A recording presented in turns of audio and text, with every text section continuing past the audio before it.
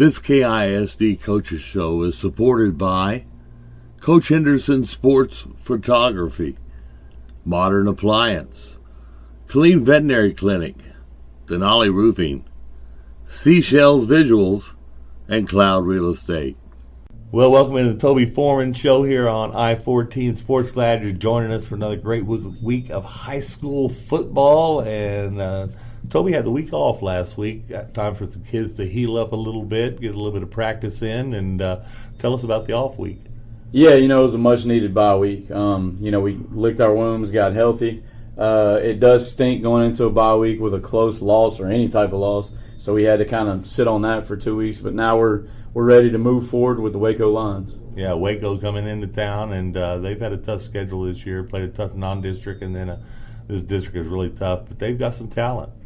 Yeah, they really do. They're starting with their quarterback, I think. They played 4 or 5 different quarterbacks, but number one, Reggie Lewis Jr., who actually is a junior, is going to be their quarterback, and he's super athletic. Now, he's one of the better receivers that they have, but I think because of injuries or whatever the situation may be, he's emerged as their starting QB. And, the offense goes through him, as well as number 6, Xavier Amos. He plays both ways. He's a linebacker safety, and he plays some running back. And those guys last week looked really good, against Red Oak when we scouted them.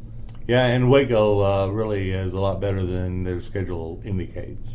Yeah, you look up and they played Ellison a 2-score game, a couple weeks ago. And so, we've got to get out there and get started early on. We can't let them hang around because they have a lot of talent. They play very physical, and they are very hard to get a read on, like I said, because of all the changes with their personnel. They've had, I think this is their 4th starting quarterback throughout the year. And anytime we have all their games, I think we've seen 6 or 7 of their games, and 4 different starting quarterbacks is 4 different offenses, to an extent. And so, like I said, Reggie Lewis is their guy. And he's got a lot of wiggle to him, and he can throw it and run it. Now, defensively, they are senior heavy in their defensive front. It's really the only area on their team where they have a lot of seniors, but they're really good up front. Number 44, Darren Paul, and number 45, Darren Bible. Both those guys kind of anchor the front, along with number 88, Javon Bryant. Those guys are 2 of the 3 are seniors, and they play really hard. They make a lot of the tackles, and you have to count for them when you're blocking and scheming them up. Yeah. So you were at Waco last week doing scouting and stuff, and did I notice you popped back into Leo Buckley the other night? I did. I watched the first quarter and a half of the Waco game, and then I watched the fourth quarter or the last quarter and a half of the Killeen High Lake Belton game. So I tried to double scout, and I don't know if my engine really appreciated that because I was roaring down 35 to get there, but made it safely, made it on time, so I got to see both teams. Toby can make it anywhere in 15 minutes. I don't know about that. It was a long ways, and my coach said, "No, there's no way he'll get there," but I got there. It was a delay. The Waco game was going a lot faster than the Lake Belton game, I think, because of all the passing. Yeah, and a few penalties there that were thrown during the ball game kind of slowed things down. But, agreed. I saw you up there. Agreed. Scouting, and your guys were there. That's always good to see. Killeen Kangaroos and the Ellison Eagles. I'm gonna get your pick on that before we talk about yours. Rest of it. Do you want to say something? That's a tough pick. Both. You got Coach Savance over there, and we've already played those guys. And when we played them, they were a little bit down. They had some guys out with injury or whatnot. I don't know where they're at with that. And then I got to see Killeen High in person for the first time the other day. And they had some guys that didn't play in the second half. So I don't know. That's a toss-up game. It's a rivalry game. I would imagine it's going to be very similar to us and Ellison, and it's going to probably come down to a touchdown. And who makes the least mistakes down the stretch? But no, you're not going to get a prediction out of me at all. I didn't think so. But I'm being honest. Like, I really do believe that's going to be a nail-biter. It's going to be a great game to go to.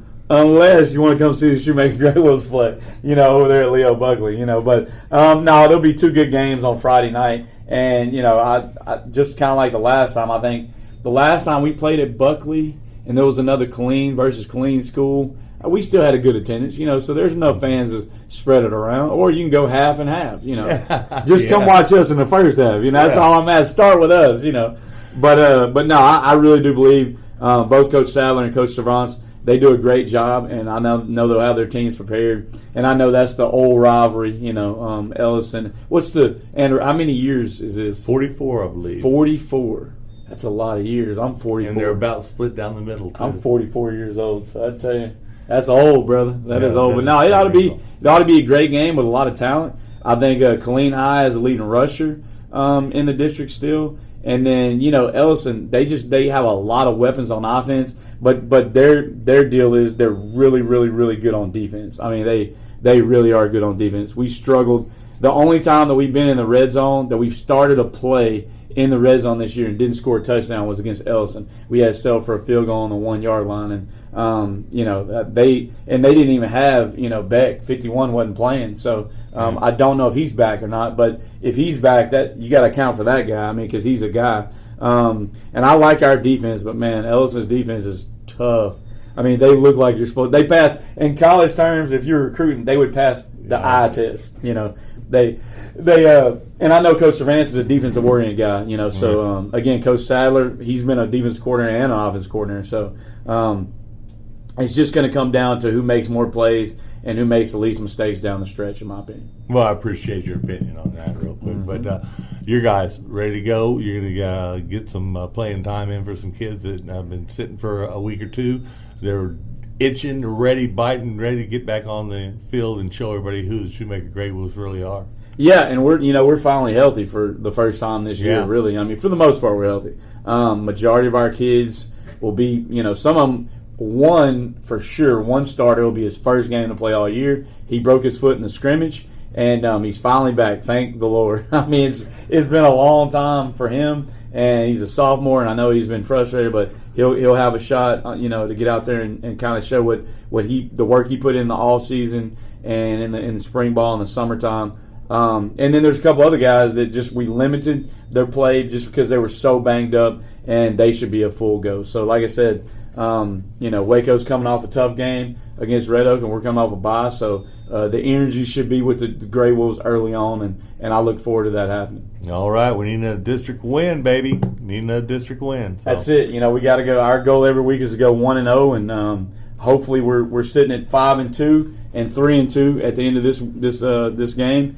And that's what our goal is, and the kids understand that. So not to get ahead of ourselves, but we are looking forward to a packed house on the Shoemaker side on Friday. And as always, go Grey Wolves.